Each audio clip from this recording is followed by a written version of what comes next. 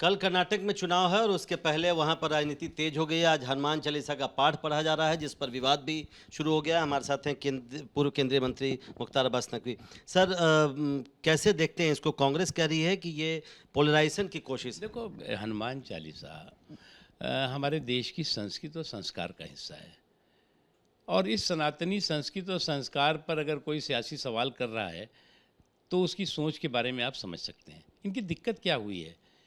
जो अलगाववाद, आतंकवाद आईसीयू में है, उसको भी ऑक्सीजन लेके पहुंच गए हैं। ये उसको भी ऑक्सीजन देने की काम कर रहे हैं। अब इनकी इच्छा ये है कि हनुमान चालीसा नहीं होना चाहिए, पीएफआई चालीसा होना चाहिए, अलगाववाद और आतंकवाद चालीसा होना चाहिए। वो तो इस देश की संस्कृति संस्कार है नहीं। उसके तो समाप्त करने के संकल्प के साथ देश आगे बढ़ता है। उससे भी ज़्यादा इनकी प्रॉब्लम क्या हुई है कि मोदी जी के काम के ग्लैमर ने गाली गैंग का गणित बिगाड़ दिया है।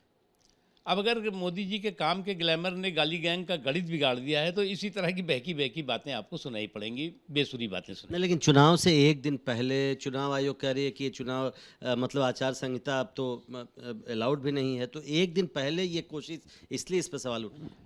अच्छा, ये बताइए आप कि किसी चुनाव आयोग को जो है वो परमिशन दे लेनी पड़ती है क्या? कोई नमाज़ पढ़ने जाता है, कोई अरदास करने जाता है, कोई पूजा करने जाता है, कोई चर्च में जाता है, कोई हनुमान चालीसा करता है। ये संस्कार है, हमारी सियासत नहीं है। इतनी सी भी अगर बुद्धि लोगों को नहीं है और उनको हनुमान चालीसा से भी चिढ़ हो गई तो इनसे जनता इनसे कितनी चिढ़ करेगी, आप सोच सकते हैं। एक आखिरी सवाल, दिग्विजय सिंह ने सोनिया गांधी का बचाव करते हुए लिखा है कि उन्होंने जो भी कहा, या कांग्रेस ने जो सॉवरेंटी वाला ट्वीट किया है, वो अंबेडकर जी के संविधान के मुताबिक है। देखिए, एक चीज़ मैं कांग्रेस पार्टी जो है वो कुतर्कों की एक तरह से कुनबा बन गया है।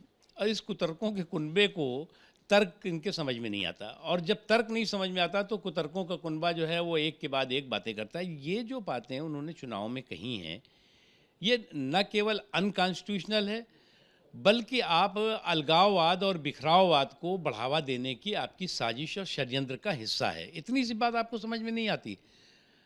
आप एक स्टेट में खड़े होकर के आप जो है वो मान लीजिए कश्मीर में खड़े होकर इस तरह की बात करें, आप कहीं और जाकर इस तरह की बात करें। ये लोगों को आप जो है वो उनको संवैधानिक अधिकारों को नहीं बात कर रहे हैं।